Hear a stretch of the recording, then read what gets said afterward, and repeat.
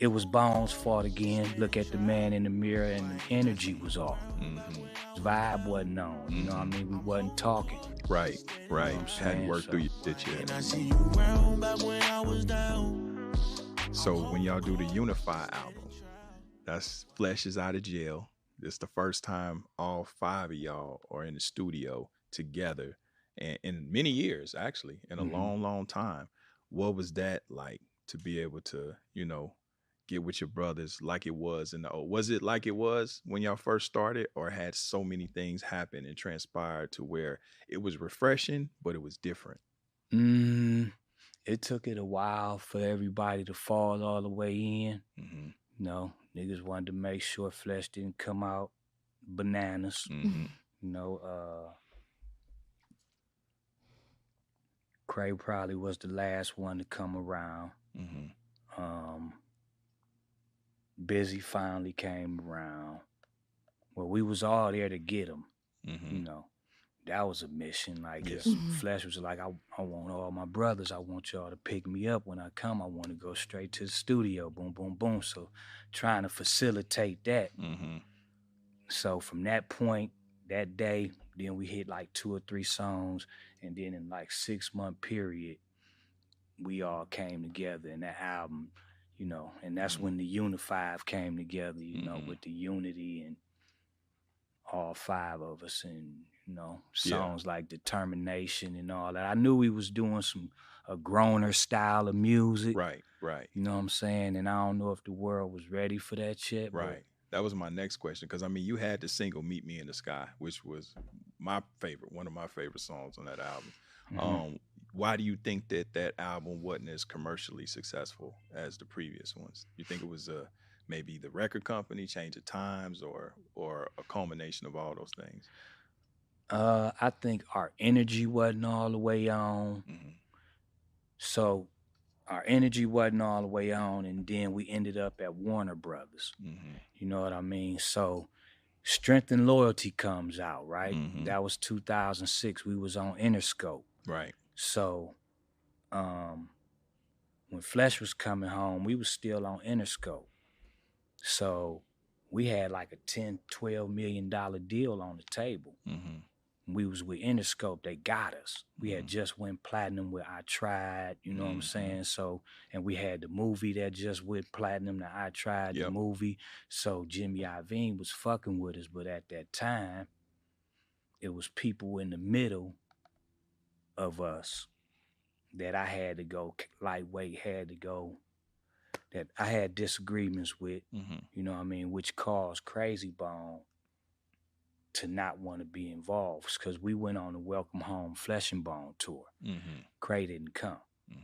You know what I mean? So he stayed back because he felt like it was the drama. We had somebody that was in between us, which I don't want to give him no type of fame at all, but this big fat head motherfucker, you know what I mean? Like, had to test my wits and things like that. But Cray didn't want to do the album, so he sent in a letter saying it was Bones' fault. Yo, yo, yo, yo, you're now tuned in to another episode of This or That podcast. I'm your host, Alexander the Great. And today I got a real special guest with me in the building, man. Man, Kansas City legend, Kansas City, man, our ambassador, man, big dog in the game, man. Been doing a lot of things for Kansas City, and not only that, holding his own platform down. I'm gonna let him introduce himself. And what's good, world? What's good, world? Your boy Big Court from the Holding Court podcast. Of course, No Limit Forever, representing legacy builders as well. Y'all might have known me as Court Dog. Some of y'all that might be tuning in, that might be of my generation. But yeah, man, I appreciate you having me. Thank you for coming on, man. This is a pretty huge show for me, man. Yeah, So I appreciate that, man. Yeah, thanks for giving me your time on your busy schedule. Yeah. I didn't even know you was gonna be able to fly in when you came in. I thought it was gonna be some, over the Zoom. Oh yeah. No, I like to do it in person, man, and I like to show love to the town. You know what I mean? I love working with aspiring, platforms and media guys that's in the same space. I try to do what I can, for the town, and then people did it for me. When I started my platform, people like Michael Jai White and Master P, who are personal friends, Ice-T, you know, shit, I was just starting my stuff and they came through for me. You know what I mean? So I like to pay it forward and do the same thing, whatever I can, whatever value you feel like I can bring, then you can have that. It's much appreciated, man. And getting into that journey before we even get to the podcast, man, like you said, people that's probably watching this know you as Court Dog, man. So can you talk about like when you first got into just the entertainment world and you started music, what inspired you to start doing it? Well, you know, I'm from, you know, I'm a 70s baby raised in the 80s, you know, so I came up on NWA, Eazy-E, Ice-T, you know, Ice Cube, EPMD, Ghetto Boys, all of that. So I always had I excelled at creative writing. You know what I mean? It started with writing poems for my mom. I excelled in speech and literature and different things like that. So I think that when you do, I think me doing that written expression at some point, it will transfer to something else, some other type of written expression. Right. So, you know, listening to Ice-T and Eazy-E, you know, in the late 80s, you know, I would mess around with, you know, raps and like everybody else back then when hip hop exploded, you know, emulating these people that you're looking up to. So around 1990, 91, I hooked up with my guy Cisco. We met at Lincoln Prep, as a matter of fact. And you know, when we started the group CCG, it was like Wu-Tang. It was like 15 of us, you know what I'm saying? Yeah. But then it just whittled down to me and him, who were very, very serious about it.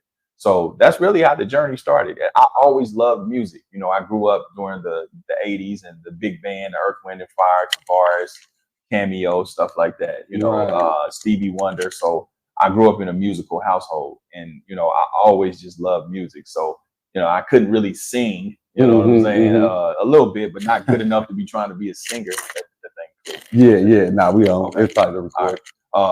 You know, and make sure that, you know, I did. And then what it was is Michael Jackson, you know, some of the people watching probably wasn't there. They weren't old enough, but the Motown 25, 1984, where Michael Jackson moonwalked, that's what really kind of put that little seed in me that, damn, I want to be a part of that. You know what I'm saying? Okay. So, yeah, that's where it started. So Sid Michael and all the big people on the street doing it inspired you. Man. So when you first, like, stepped in the booth and started recording music, how was that experience for you?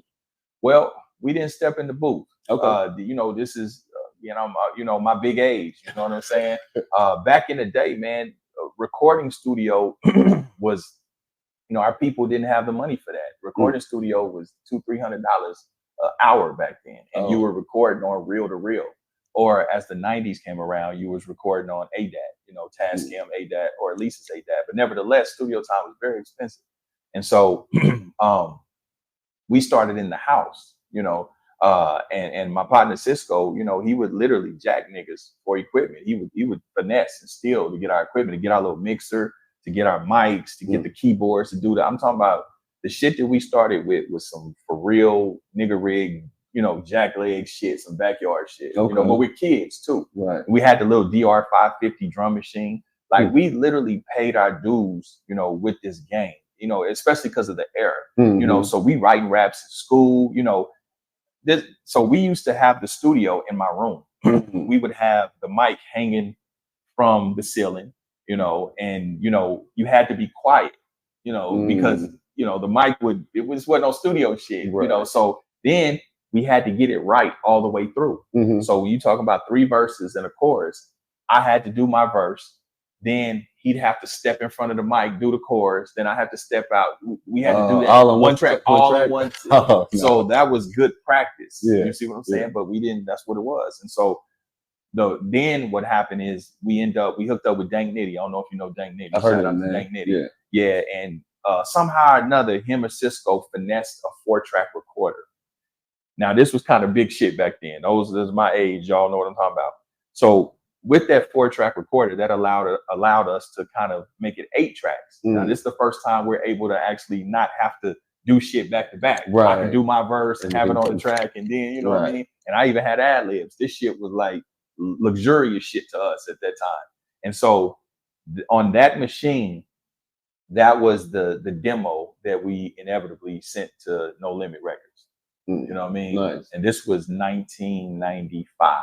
Okay, and was this before the Murder Dog magazine or after? Yes, this was before. Oh, okay. Yeah, this was before. So that's how we got with No Limit. you know. And sometimes I think that's where the disconnect comes with groups like us, groups like Mass 187. You know, they got with Short Shot Records in Houston. You know, some of us didn't necessarily just stay local. We didn't start where we was passing out shit. We kind of went out and then worked our way in. So you kind of had to know we were from, you know, like, so when we hooked up with P, I ended up sending the tapes. I used to send them to record companies damn near every other week. You know, I formulated this plan because I just didn't want to be local. Like, I just never had that mentality. You know what I mean? I never, you know, really, you know, aspired to just be the king of Kansas City. I'm looking in the magazines. I'm looking in the Source. I'm looking in these magazines, and I'm looking on TV, on TV Raps. I want to be like those guys. You know, I didn't want to just be like, you know what I mean, the local celebrity. So I had to make moves predicated on that. I had to do what they were doing, try to make music that they were making. You know what I mean? So shout out to Vel Bacardi. He's the first one from the city to get a major deal. And then seeing him on Yo MTV Raps really inspired me too. I can't forget that. Because him being from our city. What year was that? Shit, this was 90, 91. Okay. Yeah, with Genuine Liquor Hits. He was signed to Def America, Rick Rubin. And he was on Yo MTV Raps, had a video and everything. So that inspired me a lot. Vel Bacardi, shout out to him. And so even as a youngster, you know, I'm 17, 18 years old. I have no knowledge of the music business, but what I've read in books. I always kind of served as the manager, the business brain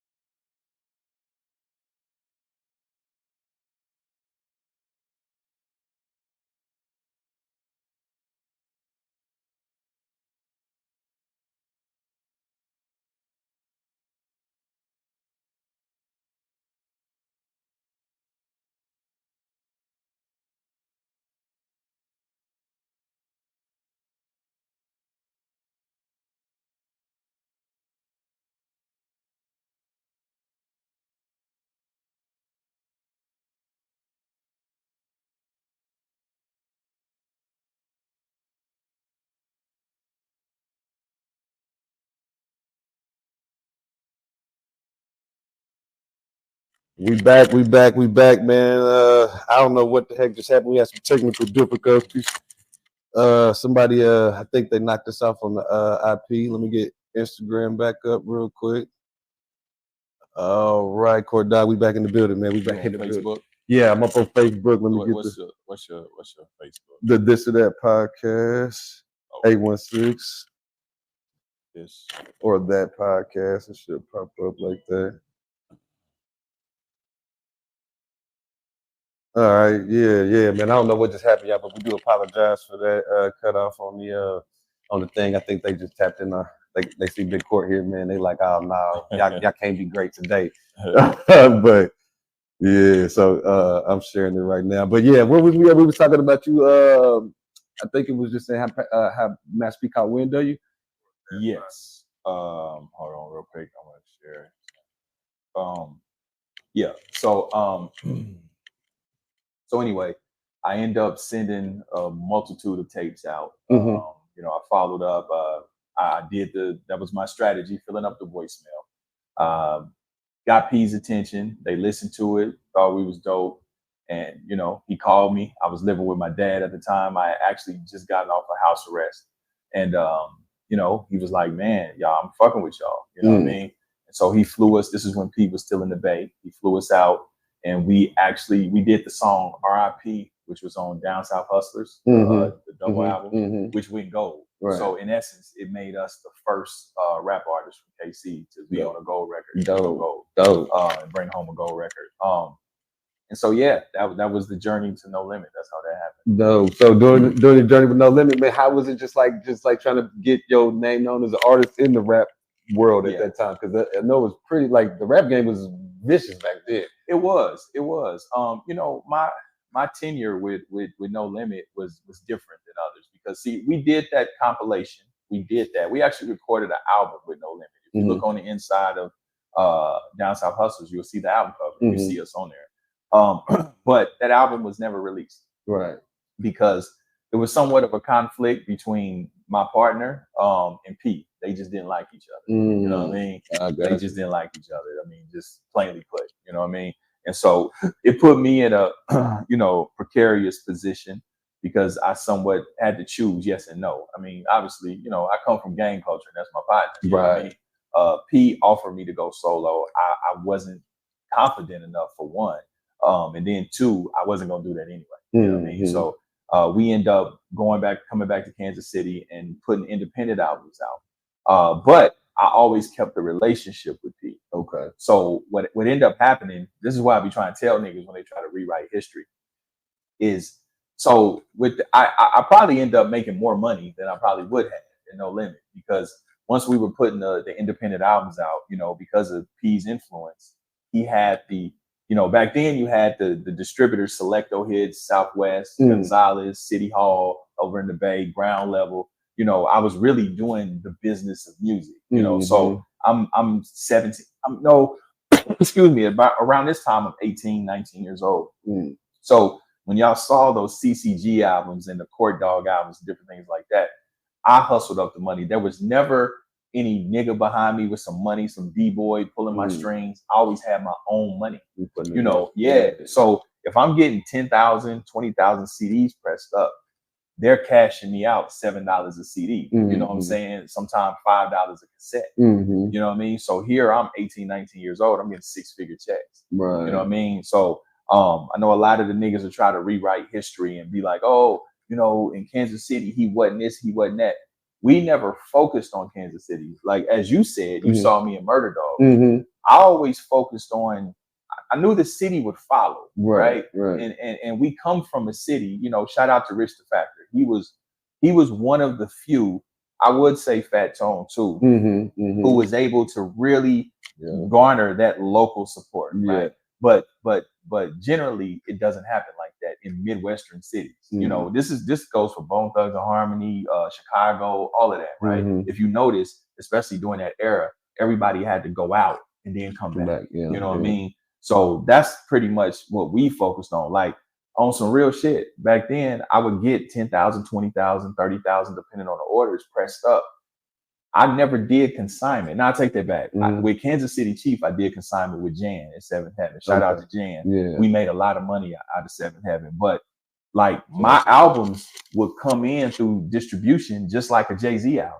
You know what I'm saying? Like Seventh Heaven, Music Land back then, Sam Goody, all of these stores, they had to order my shit just like they had to order everybody else. So when you're dealing with that kind of system, you know, it's different. I'm in national magazines. I'm not really tripping on doing local shows. Like the shows we were doing was out of town. You know, I have pictures with us, you know, in Jeff City, in Texas and different things like that. We, you know, and so we would get SoundScan every Tuesday. So SoundScan would break down all the cities and how many units that you sold in the city. Now, what I will say, full disclosure, hindsight's 2020.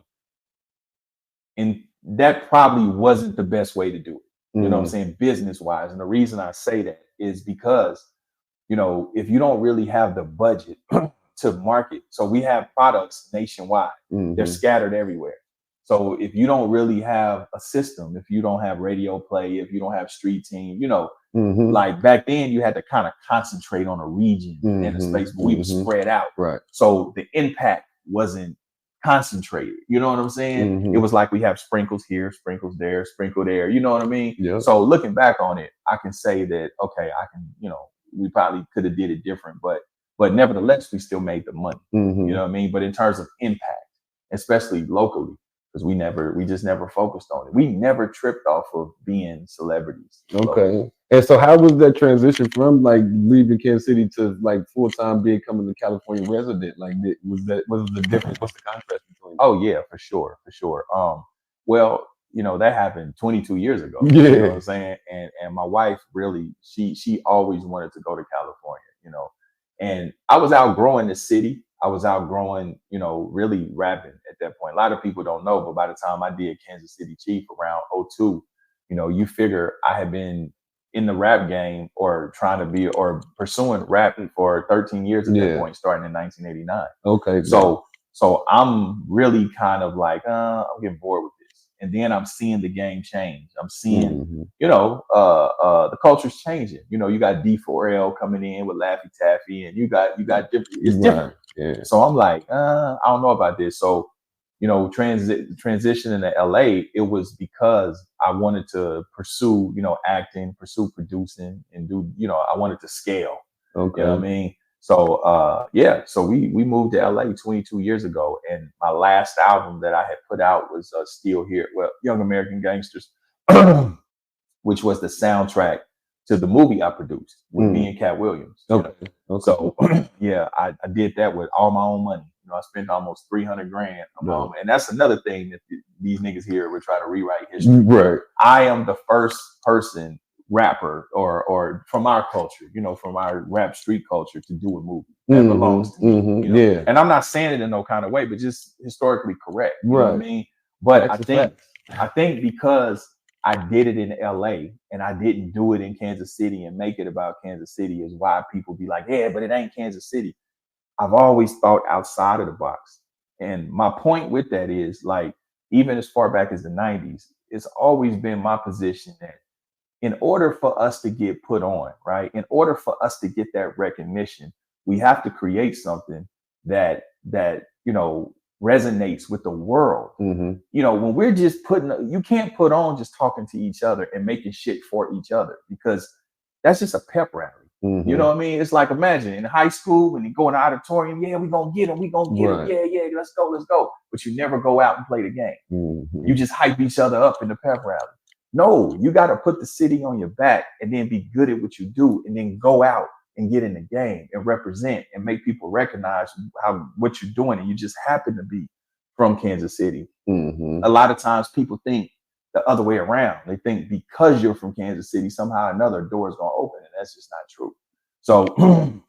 So, you know, when I did my movie, I just so happened to be a nigga from Kansas City who was able to put up his own money and star in his own movies on side Cat Williams. You know what I'm saying? You know, Eddie Griffin is a great comic, not because he's from Kansas City, because he's a great talent. You know, Don Cheadle is a great actor, not because he's from Kansas City. You see what I'm saying? Right. He just happens to be, you know what I mean? Right. So that was always my philosophy, you know what I mean? So when you out there in Cali now, like you doing these movies and stuff like this, how are you making these connects? Because you just going to these parties or going to like places, and like how you meeting people? Not like no Diddy, man. No. I know what you're saying. Yeah. So when I first got to LA, and see again, man, like I'm glad you asked me these questions, and I hope people are watching and they really learn. No, man, like, you know, and not to sound no type of way. I don't want to sound, but listen, man, when you are that guy, when sometimes it's just in you, it ain't on you, right? So it's really comes back to how you comport yourself. So in Kansas City, and I don't want to be hypercritical, but I'm just giving you my philosophy. There's this thing of Jeffing, you know, no Jeffing, right? Yeah. You know, you don't want to support nobody, you don't want to, you know, like you don't want to respect nobody, because if you do, you're Jeffing. Yeah. Well, you know, in the real world, and when you're trying to, you know, it's about building bridges, and it's about respecting people and getting that back. It's relationship. You know, any good business, you know, the cornerstone of any good business is a relationship. Yeah. So when people see the people that I know, that's because of my character. That's just me being around and really being in spaces. I just don't say a lot. I don't brag. I don't show off a lot. But it's really doing the work and being in these spaces, respecting these people and commanding that respect back. You know, it's that simple. You know, I don't go to clubs. I don't kick it. I don't, you know, these are people that Michael Jai White, you know, big star, action star, martial artist. I met him in the gym. You know what I'm saying? But real recognize real. Right. You know, I met Ice-T through a mutual friend. You know, real recognize real. I met Jay Prince through P. Real recognize real. You see what I'm saying? And but if I'm on some, oh man, fuck them niggas. Oh man, what they doing for me? Man, them niggas, fuck them. And you put yourself on an island. You know what I'm saying? Yeah. So that's how I was able to foster those relationships, and then always being my own man. I have something to talk about, you know. So I always have my own businesses, my own money, my own identity. So when I'm coming to them for something, I'm not asking for anything.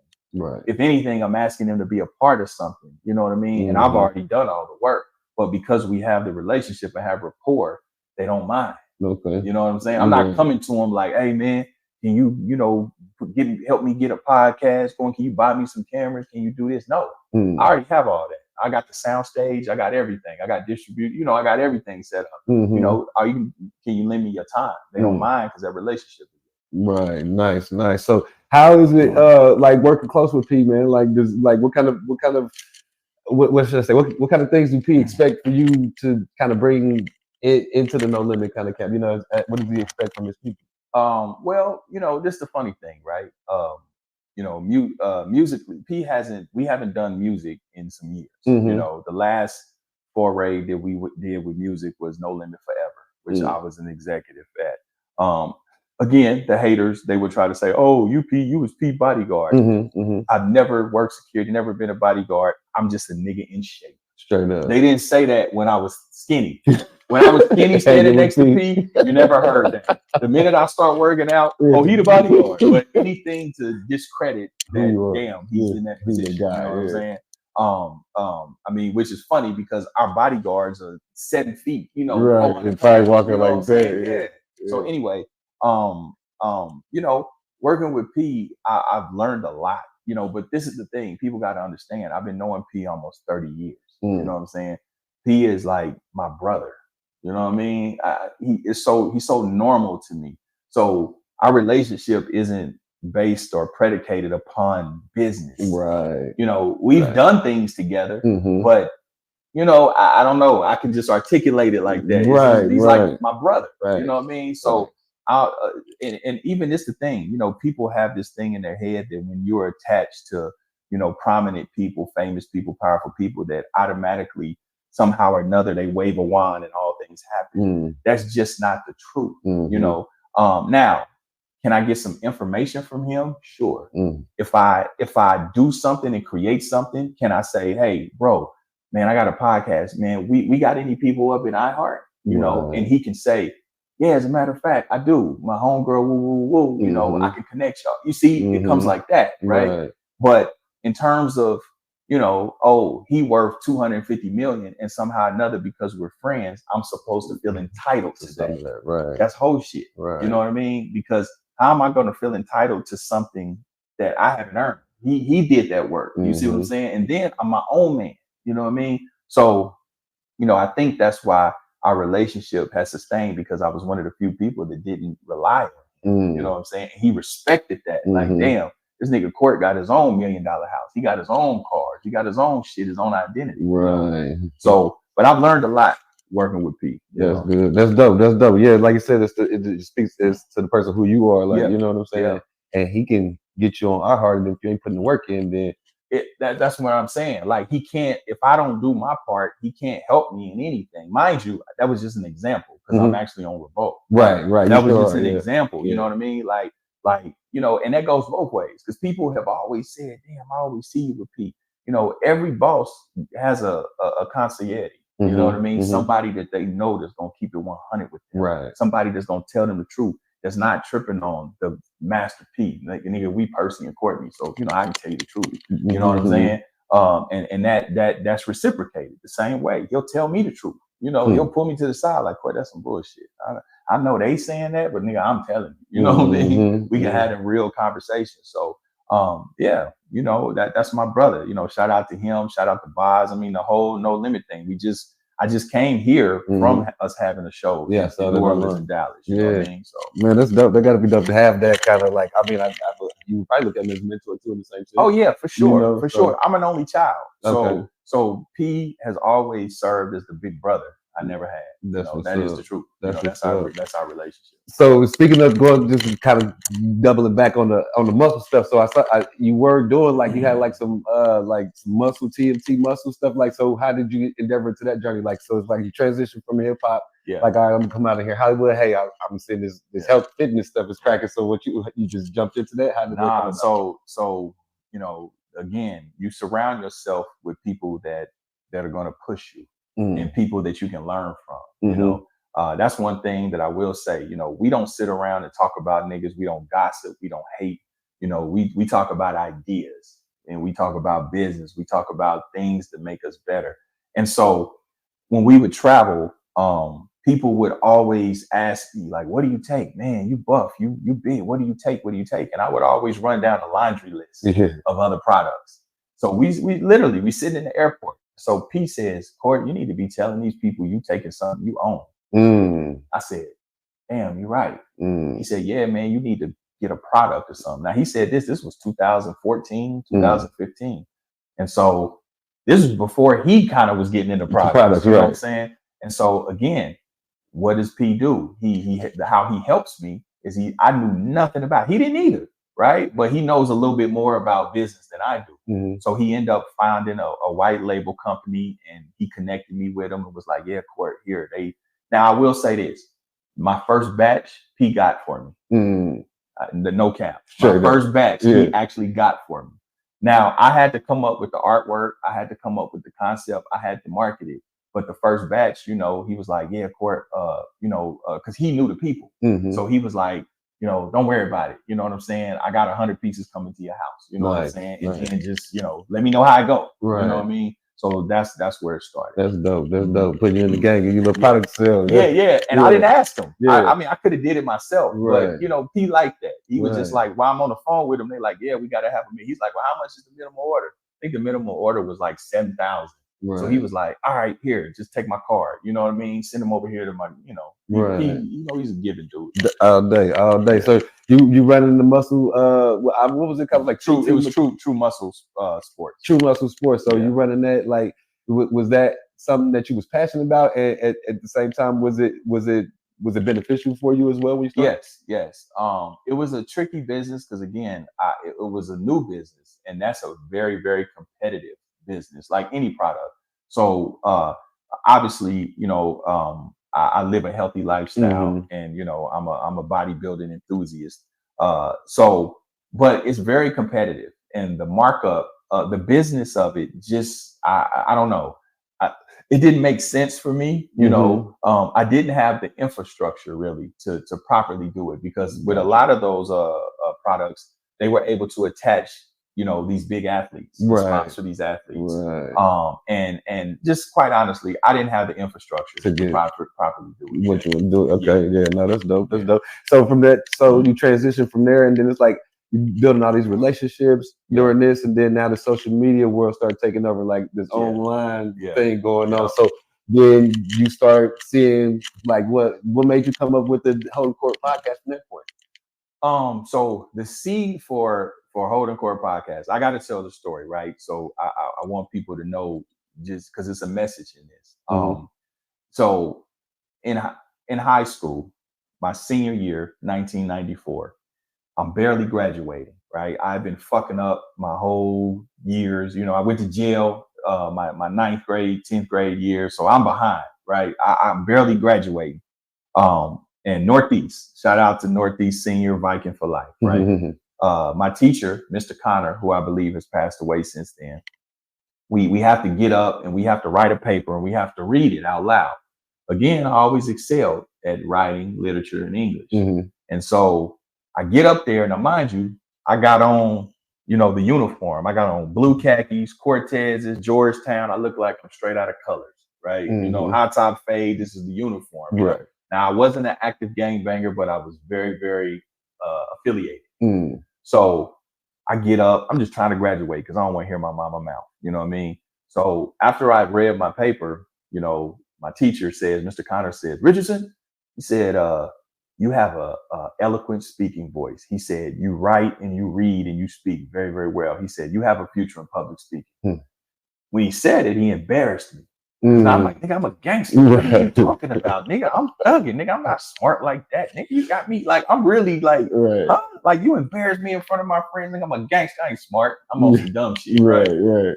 Fast forward, probably about maybe 7 years ago, P has a show called Doing the Most on Playboy Radio. He asked me to be a part of it. And so I go, I do it. And so Jay Tweezy, who is a No Limit Radio guy, and the execs at Playboy Radio, they were like, this guy is good at this. And I'm like, good at what? We just talking, you know what I mean? And so they actually end up giving me my own show on Dash Radio. This was like 2016, 17, maybe 18, but I think maybe 16, 17. So I did that for a few months. And, you know, I didn't know nothing about the business of radio and streaming, all that. I didn't know nothing. I just knew how to talk. Right. So that's where the seed got planted and fostered. You know what I mean? From then. Okay. Way back from 12th grade, which it was a talent that I had that I didn't realize until later on with P and people saying that. So now during the pandemic, I'm watching, you know, Gangster Chronicles. I'm watching Drink Champs. I'm watching Vlad. I mean, I had never really watched podcasts, but we all sitting still. I watched everything on fucking Netflix. You know what I'm saying? So now I'm on YouTube.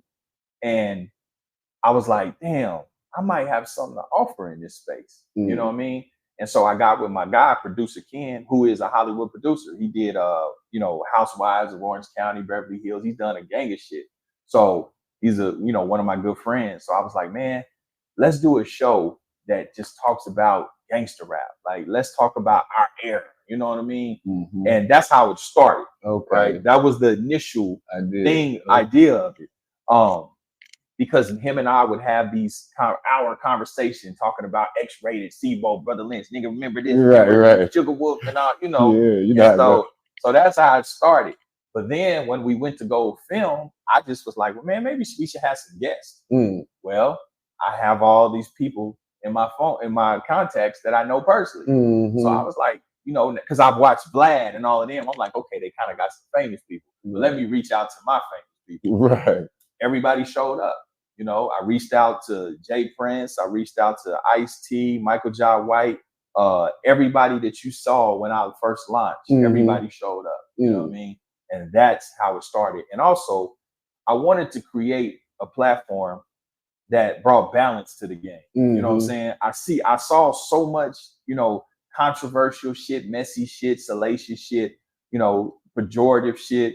And I was like, man, I want to create something that makes the culture look good, that humanizes us. You know, it's not about perfection, but it's about okay, cool. I had Chico Brown on, who is Freeway Ricky Ross's co-defendant. As a matter of fact, when Freeway Ricky Ross got busted with them 100 bricks, he was middleman in that deal. That was Chico's dope. That was Chico's money. You know what I mean? Right. So Chico is my homeboy. Shout out to Chico for Compton, Corner Pocket. You know what I mean? So I had him come on the show. So yeah, we could talk about dope prices. We could talk about what it was back then. We could talk about the gangs, the Crips and Pyrus in Compton. But then we can also peel back them layers of why you made those choices. You know what I mean? What did you learn from those choices? Because, you know, we're not just, you know, inherently prone to criminality. You know what I mean? Right. This is environmental. Right. I mean, we celebrate it, but then what's the balance of it? You know, why are we here and how can we fix it? You know, and what decisions, what can we demonstrate to the ones, you know, coming up behind us of how to make different choices? So that's where the podcast morphed to, you know what I mean? Right. So going back to Chico, I can have him on the show where we could talk dope prices and we can talk street shit, but then we can also talk about, okay, you went to prison. Now you're working with the mayor of Compton and you got Crips and Pyrus rehabbing homes now. Now you have Crips and Pyrus working, you know, in front of the camera, behind the camera. He just had a movie come out, you know. I had Mob James on, you know, Mob James dropped tears, you know. So, you know, why was you a killer? Why was you a hardcore gangbanger? Why was you so violent? Well, he was abused. His stepfather abused him, you know. He's dealing with a mother who said that she didn't love him. You know what I mean? Right. So unpacking these things. Right. And that's what I wanted to do, humanize the culture. You know what I'm saying? So that was my lane. You know, everybody else, to me, don't get me wrong. Some controversies cool, right? I like some bullshit every now and again, but it can't just be all of that. You know what I mean? So some of the haters would be like, oh man, he don't be turning up on his show. Well, you may not be smart enough, you know, because the controversy is cool, but when you become reliant upon that, to me, it's intellectually lazy. You know what I'm saying? Like, we're not a monolith. We all, you know, street niggas just don't come in one form. Right. You know what I mean? Like, you know, a lot of niggas equate street niggas and being real with being ignorant and being a torpedo and a crash out.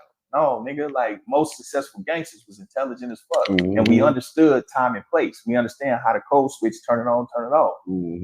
So that was my message.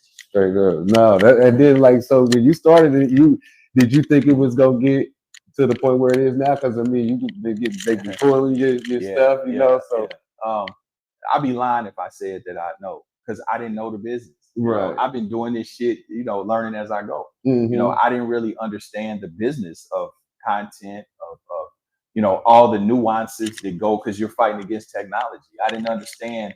I had never uploaded a video to YouTube. You know, I'm late to social media, bro. I'm gonna be honest with you. I'm learning, and I'm constantly learning. And that's why I tell people, you have to remain pliable. You have to be able to take in new information and apply it. You never, you know, the minute you start thinking you know everything, you lost. Right. You know what I'm saying? Yeah, especially as it pertains to this entertainment world. So, you know, I knew that I was going to do my best at it. And I knew that if I put in the time, then yeah, it would, you know, come to something. But I enjoy it. It's been a great journey. I've been able to, what's very fulfilling to me is when I go all over this country. I'm not going to lie. Me and Ice-T was talking about this.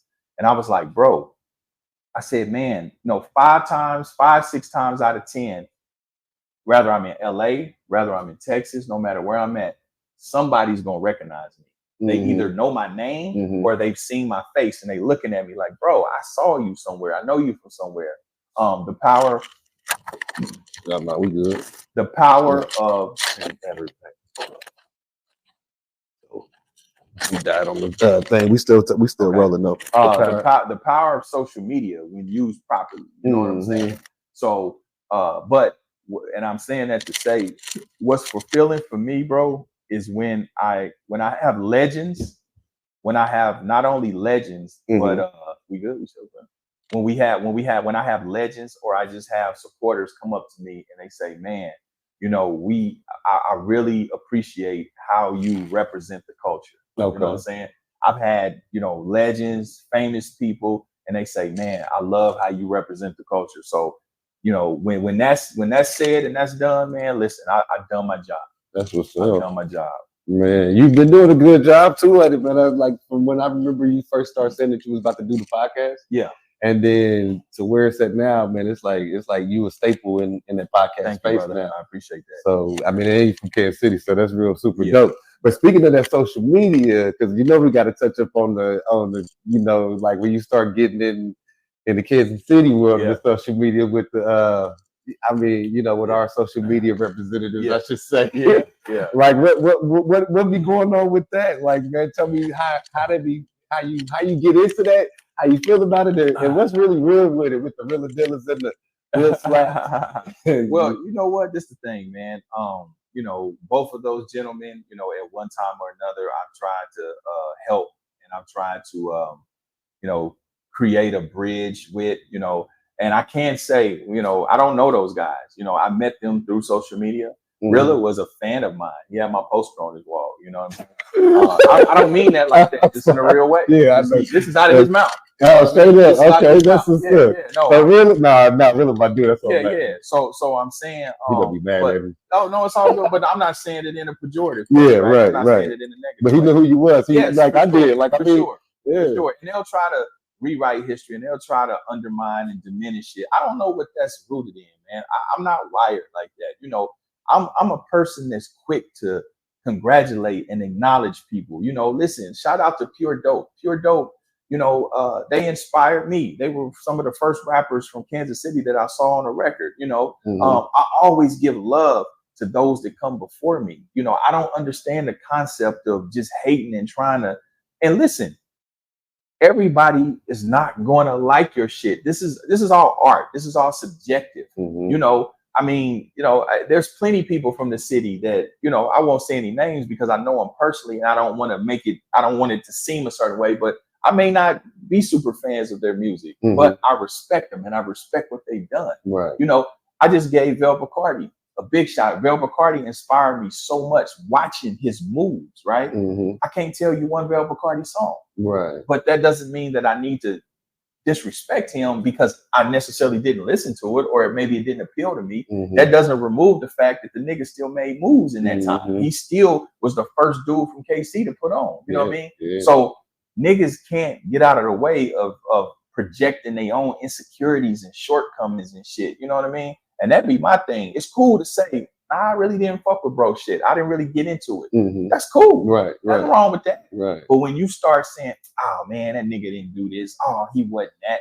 Wasn't nobody doing that. Now you just sound like a bitch. You know what I mean? Yeah, so I'm saying that to say it's nothing with those guys at all. It's they want to be content creators, and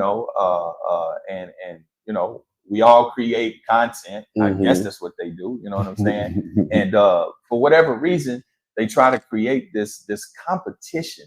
And I say this all the time, competition in respect to what we're talking about, competition really only happens at the bottom.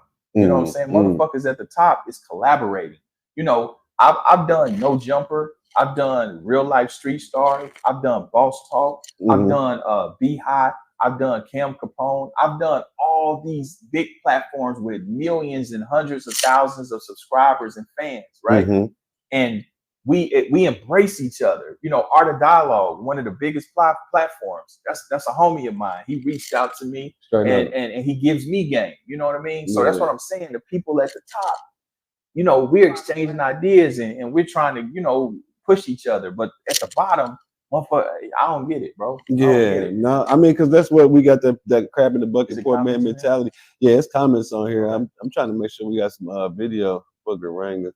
I'm not undermining anyone.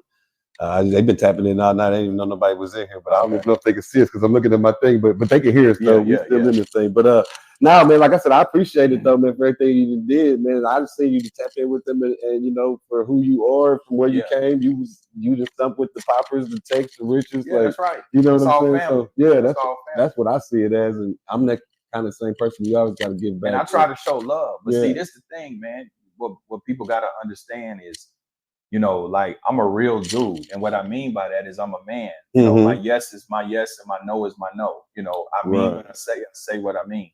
But also you know, I'm kind of a no nonsense guy. You know what I'm saying?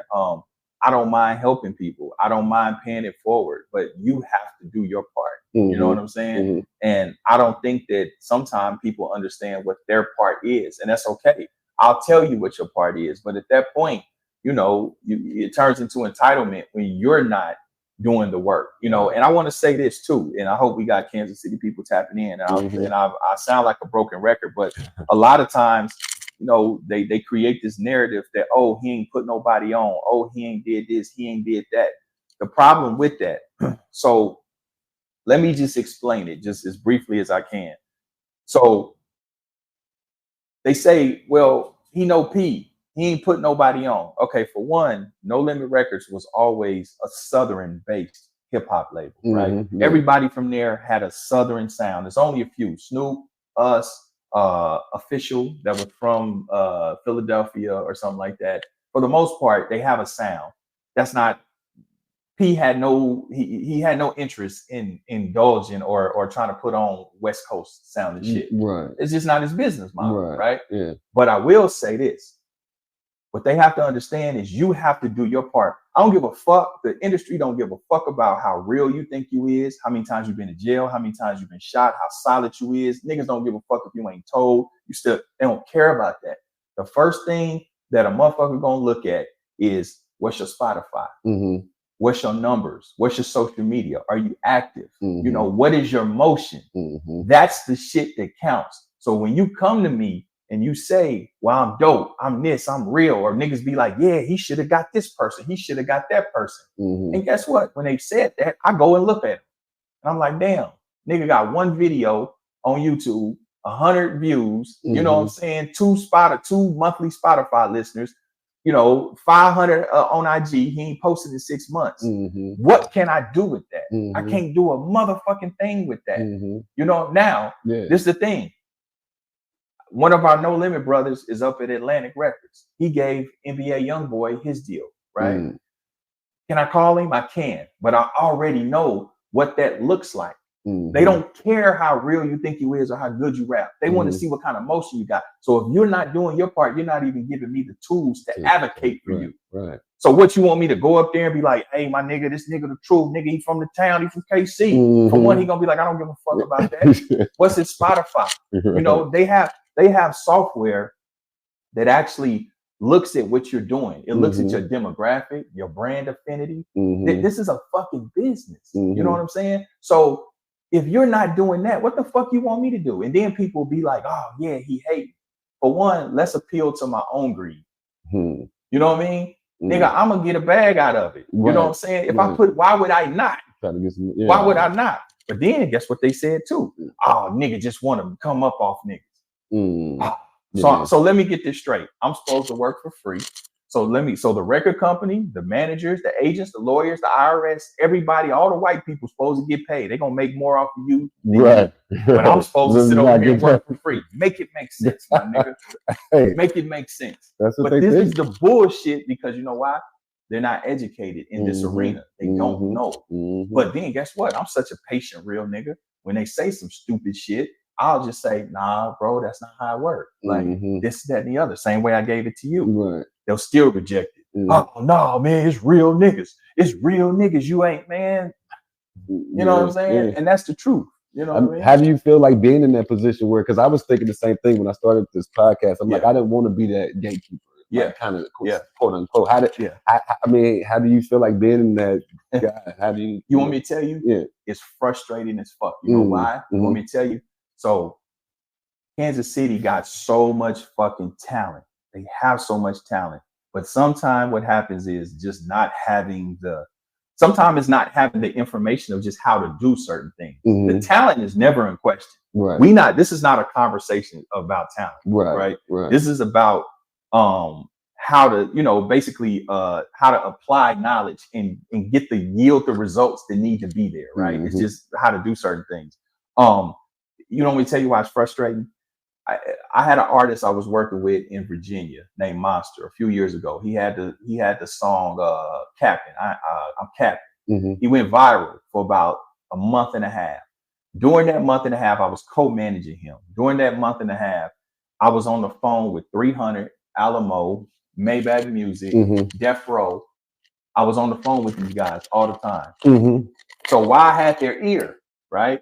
While I had their ear, I'm thinking about who in Kansas City I could pitch to them while we working with. Right. On my mama's grave, right hand to God on my mama's grave, I sent them Marley Young. I've only met Marley maybe 2 times in my life.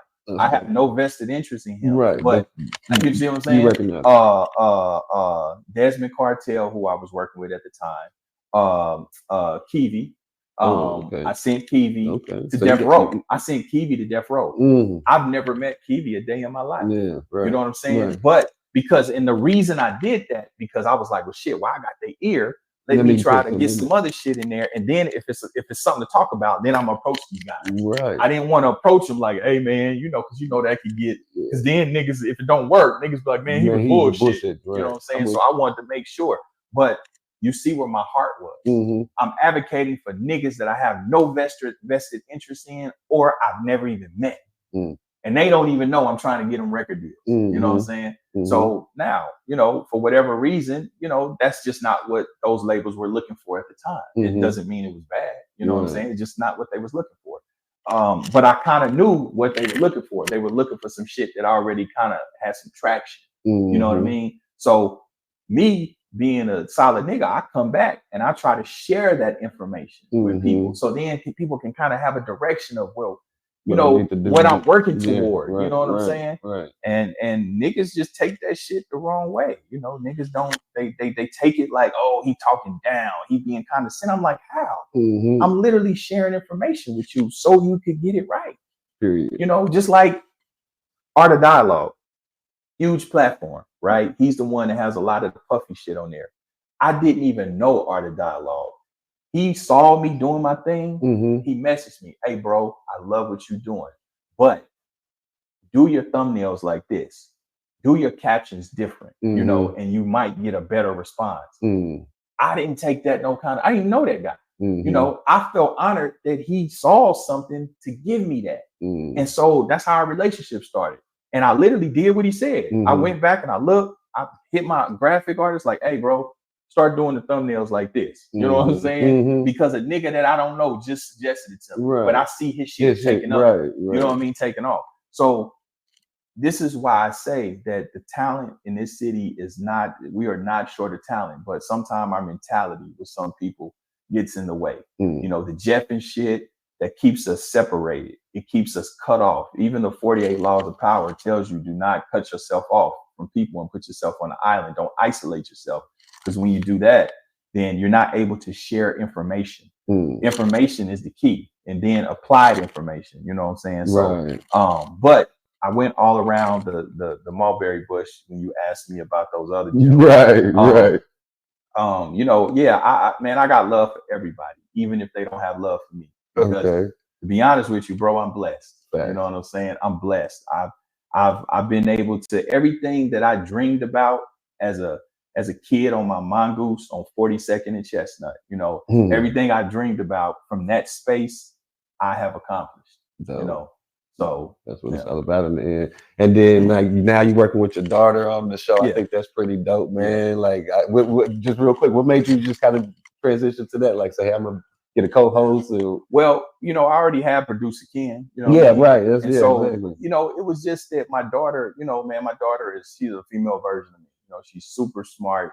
She's super intelligent, well-spoken, super classy. And I just felt like she could offer something with a perspective of being a millennial and from a female perspective.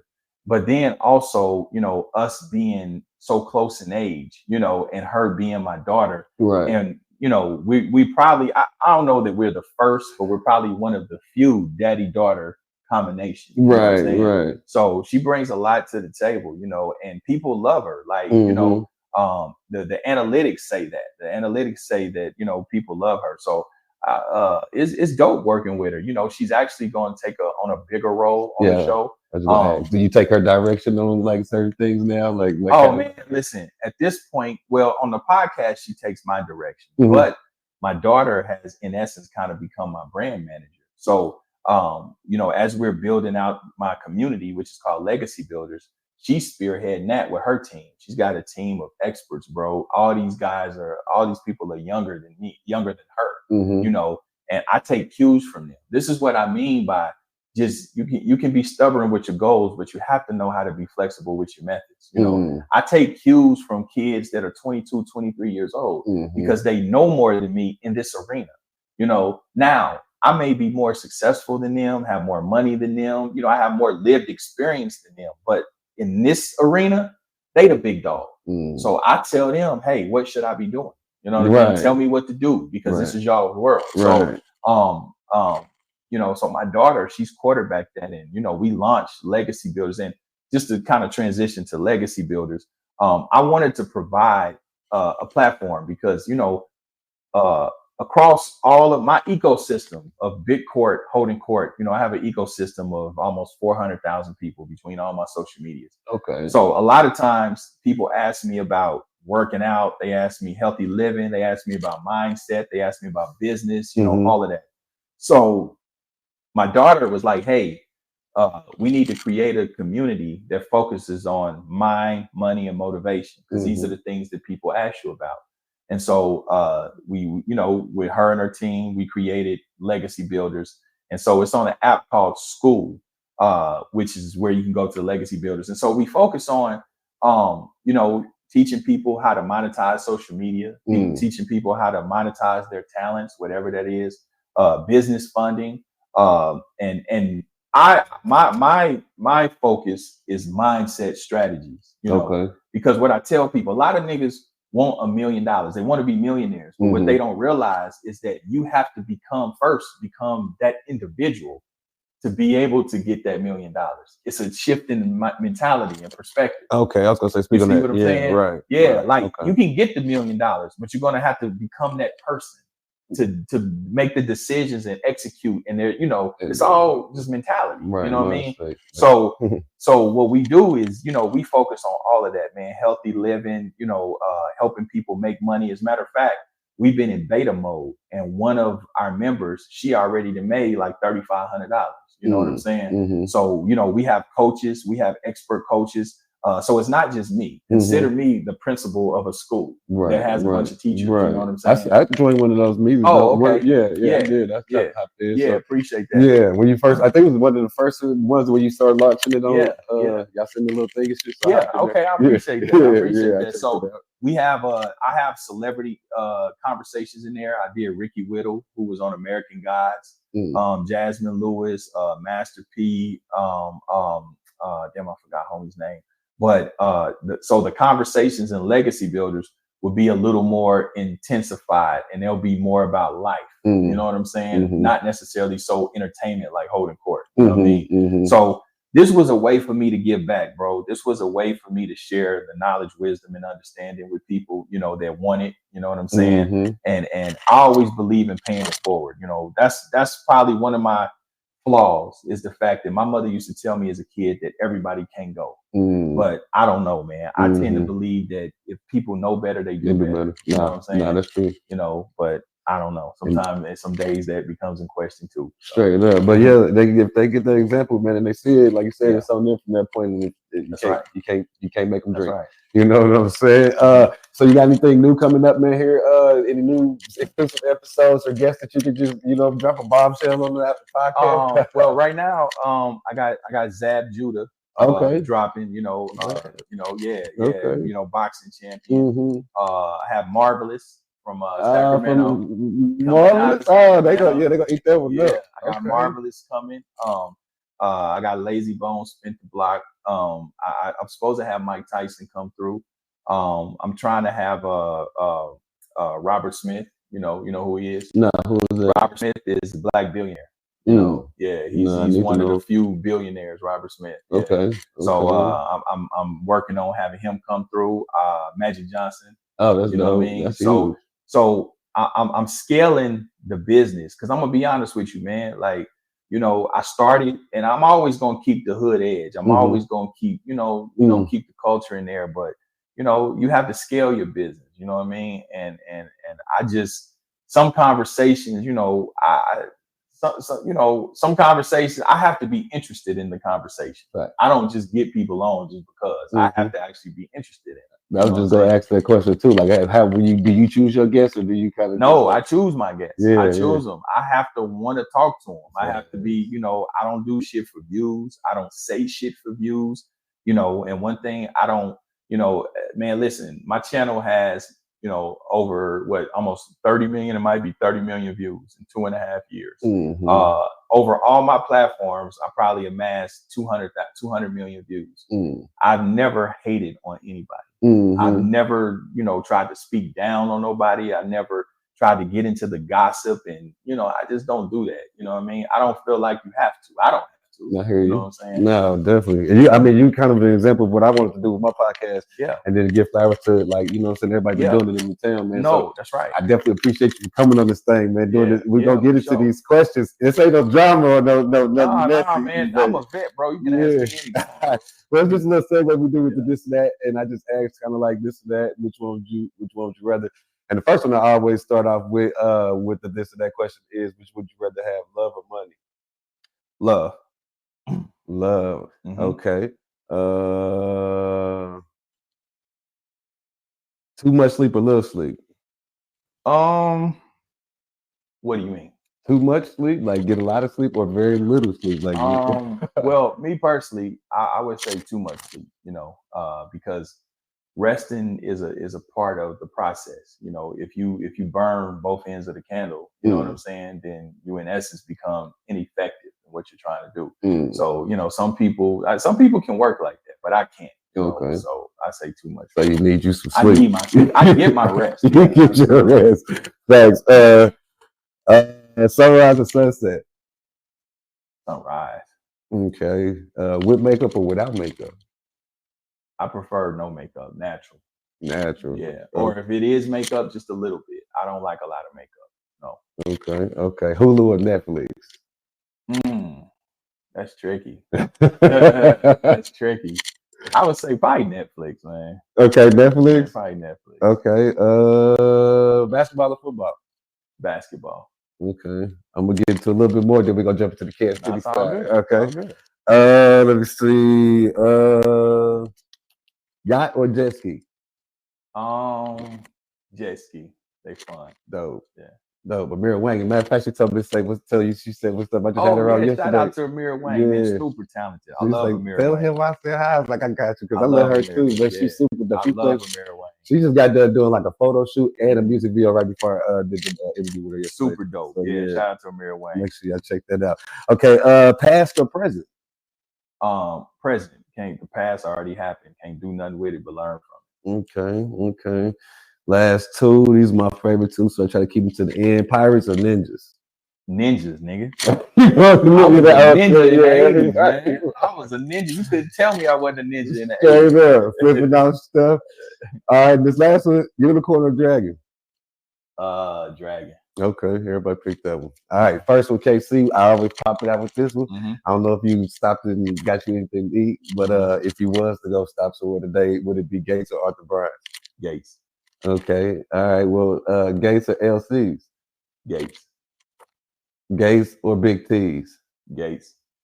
All right. Gates or Jack Stacks? I don't know. That's a draw. That's a draw. Yeah. So you picking both of them? Yeah. Oh, okay. All right. I ain't got no like drink liquor. Yeah. All right. Mayor Cleveland or Mayor Lucas?